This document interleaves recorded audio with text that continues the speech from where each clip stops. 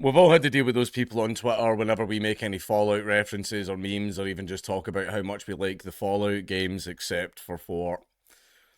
4 was terrible. I mean, the gameplay was actually quite good. The city building, still very janky, but it kind of worked. The RPG elements were terrible, though. It's from the same company that brought you, like, Elder Scrolls. The RPG was just terrible.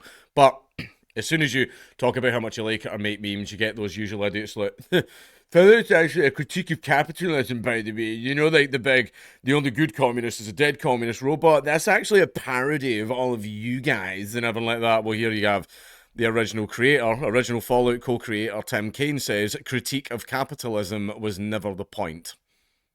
Never the point of the games, and if anything, they're about how war is inevitable given basic human nature. And that is an element that is very often explored through, the famous phrase, war never changes. And then a lot of people don't know.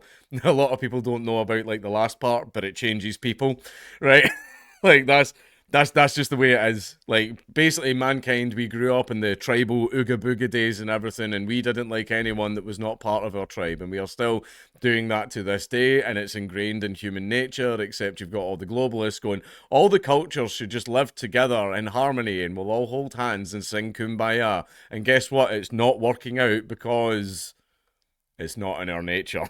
But anyway, what's Fallout about? War, nukes, consumerism, imperialism. How easy is it to misplace close relatives? All of the above. It's a debate that's raged for ages, and no wonder. Fallout is a pretty rich text as video game series go, and there's all sorts of messages you can read into the likes of FO1, FO1, 2, and New Vegas. New Vegas was the best one. I'm sorry, New Vegas was the best Fallout game that ever got made. 14 years later, you can still click into any forum on the internet and find people arguing about which ending is best for the Mojave in New Vegas. It's yes, man. No, it's not. No, it's not. I take over. I always take over the strip. Every game. I mean, I've done every ending. I've done it. I've handed it over to Kaiser. I've handed it over to the fucking New California Republic. I've done all of that stuff. But the best ending is where you take over the script. But here's what it's not about, or at least what it's not inherently about: anti-capitalism. That's according to Tim Kaine, one of the series' original co-creators, over on his YouTube channel. More specifically, Kaine spoke about it in the comments of one of his recent uploads, a video prosaically titled "Capitalism," in response to a fan asking about Kaine's view on Fallout as a critique on capitalist slash corporative greed. I mean, it was never really about that. Yeah, you had all like the 1950s like adverts everywhere, come and buy your sugar bombs and like all this type of stuff as well, and everything was themed around nukes because obviously Fallout is massively based on like the nuclear frenzy that was like the 1950s, which is why that's how it's themed. It's like I forget the term for it. What's it called again? Is it called Art Deco punk or something like that, where everything's sort of like all but no, in fact, no, Art Deco was well before the 50s, actually. Ignore me. But you know what I mean. You know what I'm talking about. Kane's response was unequivocal. Critique of capitalism was never the point of Fallout. How can you tell? Because the game went out of its way to mention that other countries like China were also behaving terribly. Sounds like it was a critique of nation states. Nation states who decided not to like each other and make it their entire population's problem. And then the bombs fell. It sounds like lots of people were dragged into the apocalypse when they didn't want to be because the states made that decision for them. At least that's what I'm taking from it. Because of course I would. That serves my narrative. Are you seeing how this works now? Which is true, of course, in the original isometric Fallouts that Kaine worked as a lead on. The US was a horrifying dystopia, a chauvinist capitalist hellscape, shut up, PC Gamer, that imposed its will on the world and shot anyone who disagreed. That is just nation states in general.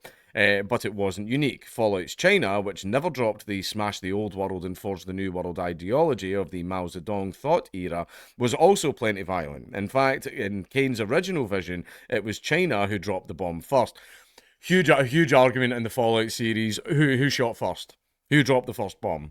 Like that, I know that that's like a massive argument in the Fallout series. If anything, says Kane, Fallout is a comment that war is inevitable given basic human nature, and the mode of production doesn't necessarily have all that much to do with it. That doesn't mean Kane disapproves of an anti-capitalist read, mind you. I don't think I have any themes that run in common in all of my games, maybe mistrust of power, which I absolutely would agree, because the overwhelming majority of people who are now in the wasteland probably didn't want the bombs to fall. They probably didn't want that. But all the people that are in power in the state didn't like all the people in power in the other state, and they went, "Oh my God, they're coming for all of our power, our little 1%. Oh, the 1%. Ooh, they're coming for all of our power. Drop the bombs and let's fuck over the other 99% who now have to live in radiation with fucking death claws and everything running around for centuries because I liked the little bit of power I had, so I'm going to kill millions and billions of people because that's how states work." Like that's what it'll do. You do not understand the fucking depths that states will sink to whenever they feel themselves going into death throes and they feel that their power is genuinely under threat. I mean, look at Ukraine. They're dragging 14-year-old boys off the street that are just nipping down to the shops for a pint of milk and dragging them straight to the front. Like that is the levels that states will sink to for the ruling elite at the top of the state's hierarchy will sink to in order to protect their power. Fuck your 14-year-old son. He gets to go up there and take a mortar shell to the teeth so that I get to sit in my nice mahogany office and eat caviar. Like that's what war is for states. It's never been. They'll feed you some fucking bullshit reason like this is about protecting democracy. No, it's not. No, it's not. Afghanistan, Iraq, all the others was not about protecting democracy. Iran's next, just so you know. Iran is the next one. Iran will happen. They have been champing at the bit for Iran for fucking decades now. They've been desperate for it. Isn't it weird how a lot of the places we go to war with always have a problem with a certain other nation? But anyway, that's a discussion for another time. But people will interpret my games in all kinds of ways, and that's okay. Everyone brings their own perspective, and a story can mean different things to different people, which is absolutely true. However, when the actual author comes out and goes, "No, this is what I meant," then that's it. That is what he meant. However, people will always take their own interpretations as well. Like a lot of people, I argue with people all the time over Fight Club. The interpretation of Fight Club. I think it was a man deciding between his masculinity and his femininity. I think the narrator had been diagnosed with testicular cancer. He was the one with the ball cancer. Because for one thing that's quite funny is Marla Singer. Everyone's like, "Oh, Tyler Durden wasn't real." We all know that one. Neither's Marla. Why does she walk into traffic and none of the cars hit her? Do you ever see any character interacting with Marla apart from the narrator and apart from Tyler? And the whole choice at the end is the narrator basically deciding between his unhinged masculinity or his impending femininity, which is Marla Singer, the jaded, angry, fucking bitchy woman.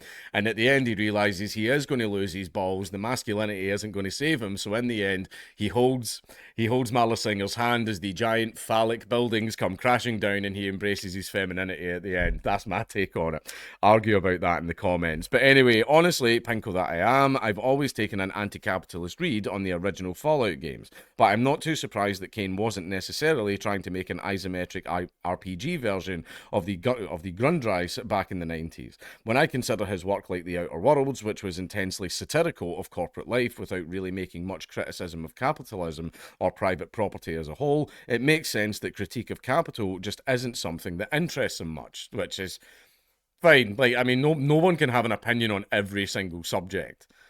And I do think, like, as far as things to be bothered about, I think war should be higher on the totem pole than capitalism. I do genuinely think that. However, I am a very, very staunch capitalist, and one thing that an olive branch that I will hand out is the MIC. Now, capitalists, especially ones like BAE Systems and Lockheed Martin and stuff like that, they love a good war. They love a good war. And one thing that companies always try and do is drive sales. I don't need to explain further. You know what I mean. Fair enough, I suppose. Look how disappointed The little lefty right in us. I mean, yeah, okay, whatever. Like, Kane's still been responsible for some of my favourite games. I love how he's punishing him. Oh, he wasn't pushing the message I hoped he was. Oh, well, I suppose I still like him. Shut up. If he doesn't share my read of them. Share my read of them. He directly told you that your read of them is wrong. That's not what I meant. Like, he told you that it's not, your interpretation is incorrect. But anyway, plus, if there's one thing the Marx adjacent among us doesn't need help with, it's reading anti-capitalism into literally, God damn! Okay, all right then, I take that back. I take that back for the author that wrote this. All right, that was good. I enjoyed that. However, yeah, game stories can inspire you for like different things and everything like that. And an anti-war message is something I will always agree with. Fuck war, unless as an absolute last resort, absolute utter last resort. Right? None of this, American foreign policy where it's fucking arm the terrorists and bomb first and then ask questions later and stuff like that. Which is why it resulted in the entire fucking world hating America to the point where American hegemony is gone in the next like 10, 15 years. I've said this many, many times. American hegemony in the next 10, 15 years is gone. People can't even afford, like the vast majority of the American population can't even afford their fucking groceries, let alone a fucking house because BlackRock's buying all of them. Right? Yeah, American hegemony is going to go. But war, yeah, war never changes. But like, it should be as a last resort. I'm very, very anti-war. Fuck war. It's fucking horrible. It's fucking terrible. And it's almost never for noble reasons. It's usually always just to protect the power of the current 1% of whatever nation you happen to be in. That's what all war essentially is. And I hate it and I'm pissed off with it. There's never, basically in the last good few hundred years, there's never been like a good reason to actually go to war.